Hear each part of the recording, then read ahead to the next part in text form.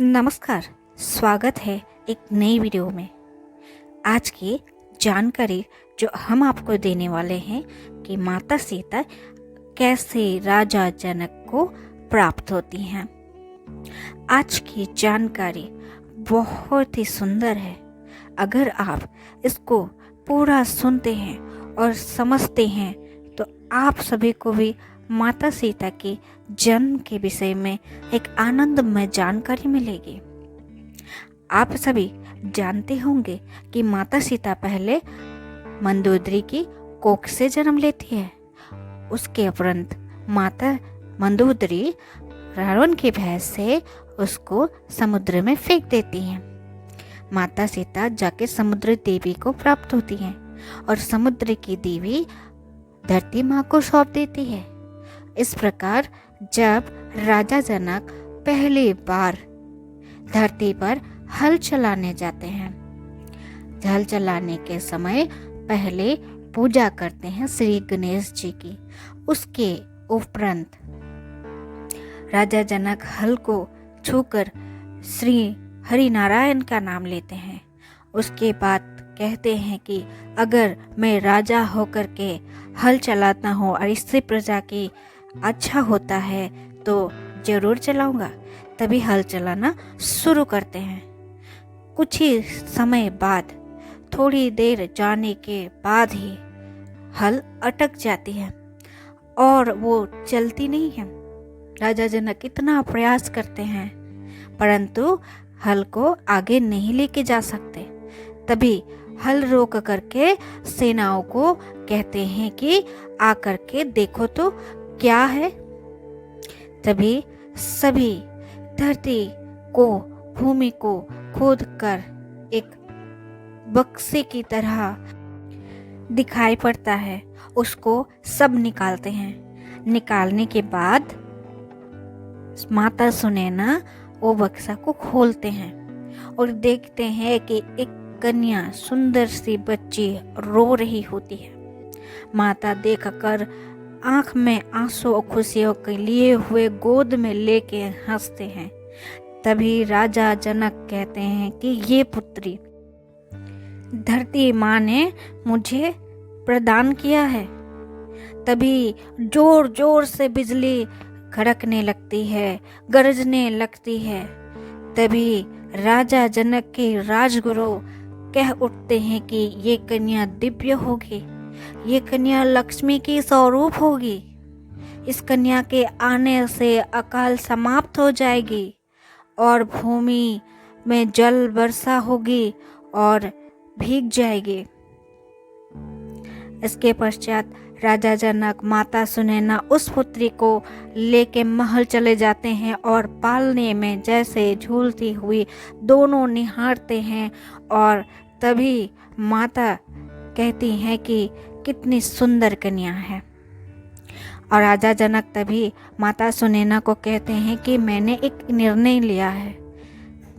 माता सुनैना पूछते हैं क्या निर्णय। राजा कहती हैं कि ये मेरी पुत्री कहलाएगी, ये यहीं पर रहेगी, जानकी कहलाई जाएगी, राजा जनक की पुत्री। माता सुनैना ये सुन करके उनको धन्यवाद देते हैं क्योंकि उनकी संतान नहीं होती। उसके बाद यह खबर ब्राह्मणों के बीच पहुंच जाती है। बहुत सारे ब्राह्मण इस विषय में, कुछ ब्राह्मण की अच्छी राय होती है, कुछ की राय थोड़ी सी विपत्तिजनक, आपत्तिजनक। कुछ ब्राह्मण कहते हैं ऐसा नहीं हो सकता, राजा जनक ऐसा अन्याय नहीं कर सकते। सभी ब्राह्मण गणों के बीच ये बात होती है कि राजा जनक एक भूमि में मिले संतान को, एक कन्या को अपनी पुत्री कैसे मान सकते हैं। उनका न वंश न कोई जात, ऐसे कैसे उसको अपनी महल में पुत्री बना सकते हैं। ये तो अन्याय है। तभी कुछ ब्राह्मण कहते हैं राजा जनक किसी को भी अपनी पुत्री माने या बनाए, उससे हमें कोई आपत्ति नहीं होनी चाहिए।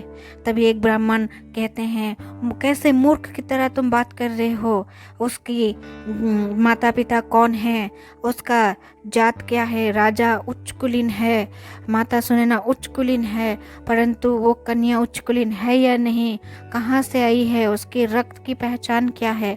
तभी सभी ब्राह्मणगण कहते हैं कि राजा से ये परंपरा नहीं तोड़ सकते हैं, हमें सबको मिलकर राजा के पास जाना होगा और राजा जनक को हमारे सवाल का उत्तर देना होगा, ऐसा नहीं कर सकते। तभी सभी ब्राह्मणगण राजा के पास जाते हैं। राजा के महल में सभी बैठे होते हैं। तभी महाराजा जनक कहते हैं कि ये मिथिला है, ये प्रजातंत्र राज्य है, यहाँ पर सबको बोलने की पूरी अधिकार है। मैंने सुना है कि कुछ ब्राह्मण मुझसे रुष्ट है। ब्राह्मणगण महाराज से कहते हैं हाँ महाराज, हमने सुना है कि भूमि से प्राप्त हुई कन्या को आप अपनी पुत्री बनाना चाहते हैं। ये सुन के बहुत दुख हुआ। राजा जनक कहते हैं हमने सोचा नहीं है, सोच चुके हैं, निर्णय ले चुके हैं और औपचारिक रूप से घोषणा भी कर चुके हैं। ब्राह्मणगण कहते हैं कि कैसे हो सकता है महाराज, ना उस कन्या की वंश, ना जात, ना गोत्र समाज कुछ पता नहीं है, उसके माता पिता कौन है। तभी राजा जनक कहते हैं वंश, गोत्र, समाज इन सब की आप बातें कर रहे हैं ब्राह्मण, ये तो आप लोग स्वयं सृष्टि करते हैं। और वो कन्या तो एक कन्या बालक मात्र है, वो कन्या जो आगे जा कर के माता की रूप लेगी समस्त संसार में। राजा जनक और ये भी कहते हैं मुझे क्षमा करे, परंतु क्या कोई वंश, गोत्र, समाज के बिना कोई भी कन्या जन्म ले सकती है भला? और कहते हैं कि मुझे तो लगता है कि ईश्वर ने आज तक इसीलिए मुझे कोई संतान नहीं दिया कि मैं इस कन्या के पिता बन सकूं। उसी समय राजगुरु कहते हैं कि मैं जनक की बातों से सहमत हूँ। ब्राह्मणगण, क्या अभी भी आप सभी को कोई आपत्ति है? तभी ब्राह्मण कहते हैं नहीं राजगुरु, कोई आपत्ति नहीं है। तभी माता सीता की नामकरण होती है और वही माता सीता को राजगुरु कहते हैं कि ये जानकी के रूप में कही जाएगी और वैदेही के रूप में भी जानी जाएगी। और ये कन्या धरती में भूमि से प्राप्त हुई है, इसलिए ये कन्या बहुत ही गुणवान होगी और इसकी पूजा की जाएगी और नारी शक्ति के रूप में इसको समृद्धि मिलेगी और नारी जाति की कसौटी भी कहलाएगी। और कहते हैं कि कन्या का नाम जानकी भी कही जाएगी। राजा कहते हैं ये तो उसकी अपने नाम है जो राजा के पुत्री होने से मिली है, परंतु उसका खुद का परिचय नाम होना चाहिए। तभी राजगुरु कहते हैं अवश्य, ये हल चलाते हुए भूमि से प्राप्त हुई कन्या, इसकी नाम सीता होगी। माता सुनैना कहती हैं सीता अर्थात?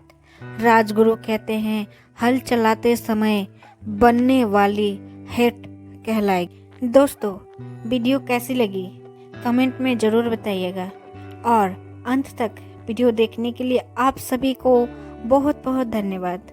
और अगर वीडियो पसंद आई है लाइक करें, शेयर करें और सब्सक्राइब करें ताकि ऐसे ही वीडियो फिर आपको मिले।